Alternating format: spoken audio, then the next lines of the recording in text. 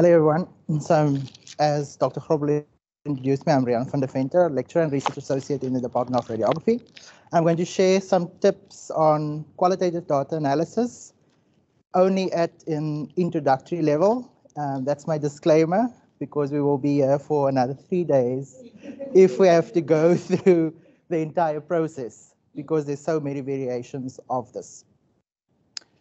As you can see, the little figure bouncing around a board, that's sometimes how you feel when you do qualitative data analysis, because you're trying to figure out all these words and all the pictures you see, depending on what you're studying, and then you need to make sense of this and how everything fits together. So I have 2 learning goals that I would like to achieve today, and the first one is to go through a few common terminologies to understand the process, and then to give you a general sense of what this process entails. So firstly, data analysis in qualitative research is a meaning-making process or meaning construction process. So you move between description and interpretation all the time. You have to give the reader a sense of what's happening in the data, and then the sense that you make of this. So here we analyze text, so words, stories of people, and then also visuals. So it can be photos, collages, it can be pictures that somebody has drawn, and you can sometimes also analyze audio, depending on the approach that you take. So we're not working with statistics here. Although there are a few approaches in qualitative where we try to satisfy the positivist egos, where we put some frequencies in tables for them. We can also use a manual or digital approach to analyze data.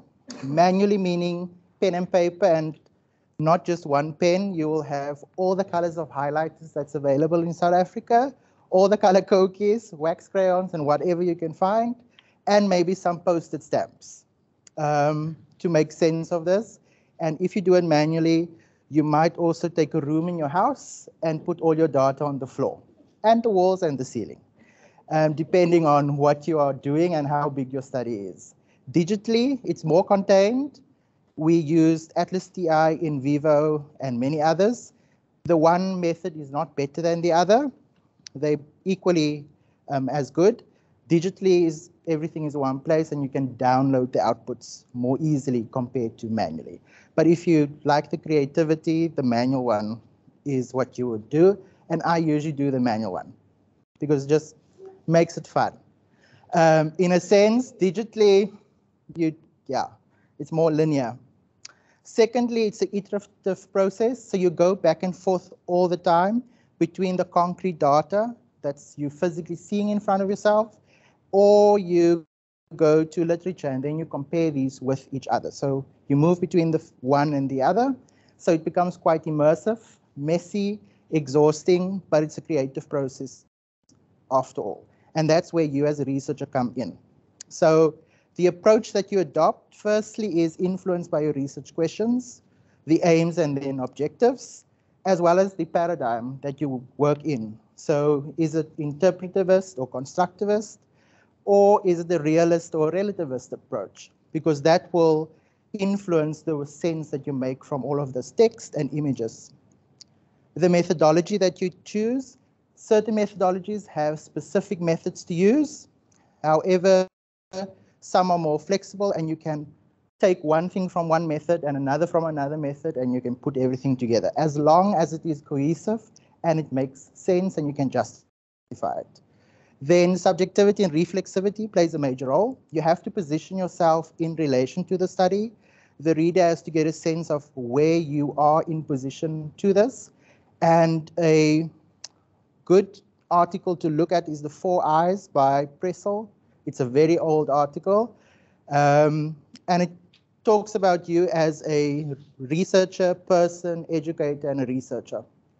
Not in those words, but you have to kind of extrapolate that from the article. And then subjectivity, and how you can do this is to have a position statement in your project. It can be many pages or just one page. And some people will call it a preface or subjectivity statement. And this also then gives the reader a sense of what your relationship is with your data and your study and why you have chosen a specific method. And then lastly, the way that you analyze the data is your views about language. Do you see it as the window into the souls of your participants, or is it only a hermeneutic? Is it a symbol to make sense of something? And all of those things then you consider when you analyze qualitative data. So what you are doing is you are constructing something. You are not excavating something. So yes, we have data, but the themes or the codes that we get is not lying there waiting for you to find them. You have to create this. And it is based on everything else I've said before. So you take all these raw pieces of data and you create something. And the something that we create is then through the process of coding. And we'll get to that. So then just some terminology, because usually this is where the struggles are, or the challenges for everyone is when they start off with this process. So the first one is coding. And coding is the process of identifying aspects of your data that will have some meaning or relation with your research questions and that you deem important. And we can do this through two methods, selective or complete coding. And selective coding is where you only code or take from the data what is relevant to your research questions or your objectives, and you ignore everything else. Complete coding is when you complete everything that's there that you think might be relevant to your data. And later on, you become more selective with what you're using. This also comes into coders splitters or lumpers. And lumpers is taking big amounts of text and giving one label to it. And splitters can have many labels in one sentence, depending on what they are interested in. That then brings me to the next one, the labels I've spoken about, and those are called codes. This can either be a word or a phrase attached to some segment of your data related to the essence of the meaning that that data gives you. And this does not necessarily come from the words itself. It's something you would add to it based on your knowledge in the field. But there's many approaches to coding. Firstly is open and descriptive, and that's usually the first thing we do. So cycle one of coding is very open. You want to get a sense of what is in the data and describe what's in it, and that's why we would use open or descriptive coding. You can use verbatim coding, where you can use the exact words of the participant and use that as your code. But if your study is interested in emotions, values, trying to see person's views before intervention and after, or you want to see how they evaluate something, we use what we call emotions, values versus or evaluative coding. And then usually in a later cycle of coding, second or third, we want to look for relationships. And that's particularly true for grounded theory. We use axial coding to see how one part of the narrative links to another and how this all comes together to generate some sort of a story or narrative or theory about the participants' views about something. And then we also have data-derived or researcher-derived coding. Data-derived, you use the words or the way that words have been said to create a code, or you use theory to inform the code that you use, which we call theoretical or latent codes. Then we move over. Once you have all these codes, we now need to make sense of it, because we can't write 600 codes in a dissertation or thesis, because that does not make sense to anyone. So trying to make sense of this, we move over to categories. And this is clusters or lumps of similar codes that we put together that have some sort of a relationship, because you'll find out of the 600, usually about half of it is original and the others are repeats of what you had already, because you forgot and it took you months to go through it. Then a category has a propositional statement to it. So it's some sort of a truth or a fact that you want to ascribe to that set of codes that you hold about the world or that phenomenon that you're studying. And usually this will come from literature. So this is, again, this back and forth motion that you are going through. Then some people will go back to the data and recode it using the categories. Others will just create a table and write this up in a separate document because it becomes overwhelming and sometimes you don't have the time to do that. And then categories also helps you to then establish relationships between different segments of the data to start forming the story of the participants about whatever you are studying. And then you get to themes and sub-themes. Some studies have themes only and others have themes and sub-themes. And themes are those patterned meaning across all the data. So if you have 10 interviews, what comes through if you read all of them as a whole, as one story? And then all of this has to link back to your research question, your aim, and your objectives. So the themes are kind of the answers to your research questions in a comprehension test. You read all of these hundreds of pages. 10 interviews can easily get to 100 pages.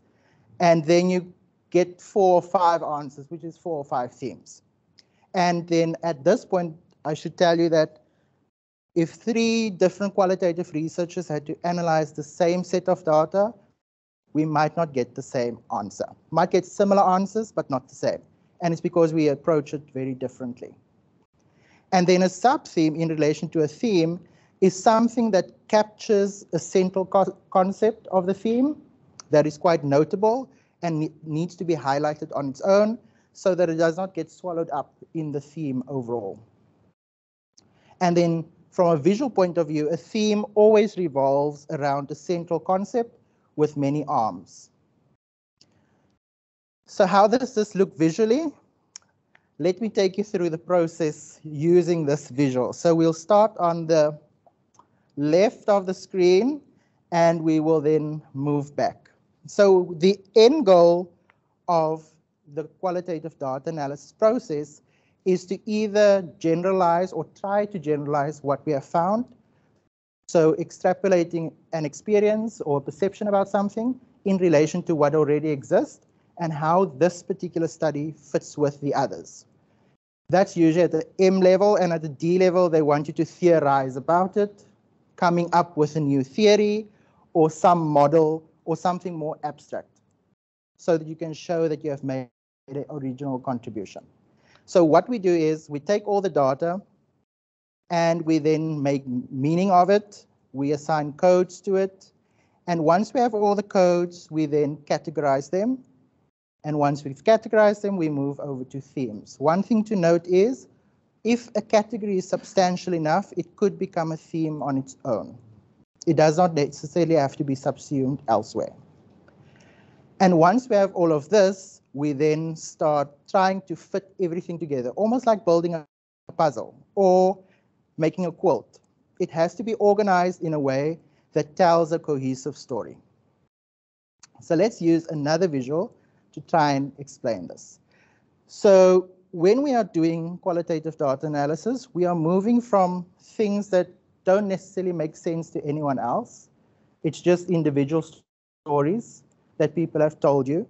And you as the researcher then try to make it more specific. You are reducing all of this text or all of these images that you have to then come to some sort of meaning to it, to answer your research questions in the end. And participant 1, for example, might not be the first data you use when you tell the story. You might use participant 10 first, because their start of the narrative gives you a sense of the beginning of it. So you have to mix and match and see what has to come first or second or third, whatever gives the best story in relation to whatever you are studying. So we don't necessarily use them in sequence. And in the end, the story that you're trying to create will be different. It comes from different parts, but it has to make sense to anyone that reads it and relates to literature, and then also show how new it is or how original those findings are. And that's the general process to this. I'm open to any questions.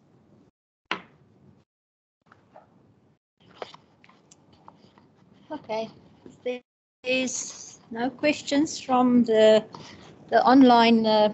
Okay, there's one question here in our audience.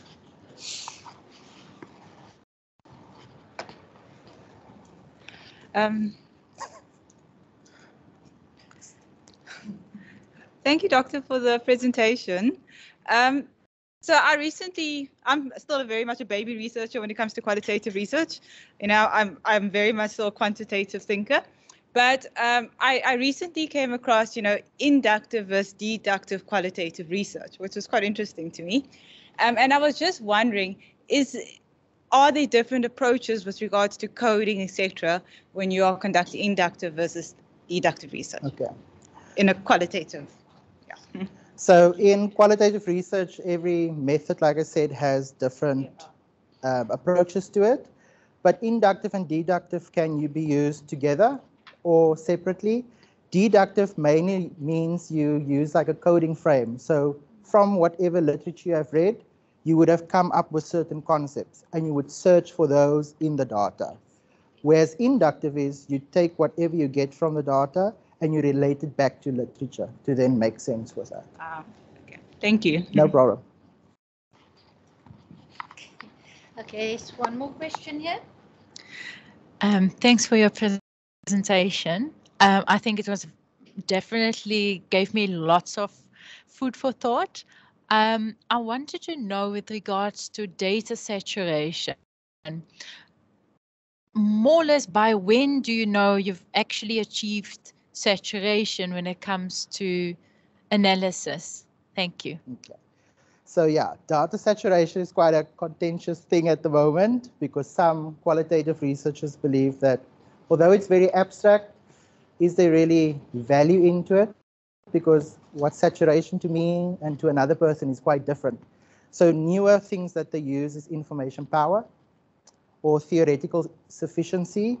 So the data that you have, how sufficient or rich is it to then answer your research questions? If the answer is yes and it's okay, you can go ahead. But many people are the jury's still out on it, so you don't necessarily know. But what you can do is, and that's why they would suggest analyzing and collecting data together, so that when you have new interviews coming in or new images that you have taken, you analyze it as you collect it so that you know when things are not new anymore. So saturation is the point where no new things are coming out anymore. And once you reach that point, then it's easier to determine. But if you keep it separate, it's quite hard to do. And I think getting to the analysis stage after all the data has been collected and there's no saturation, I think it's a bit too late because now you have to gather more.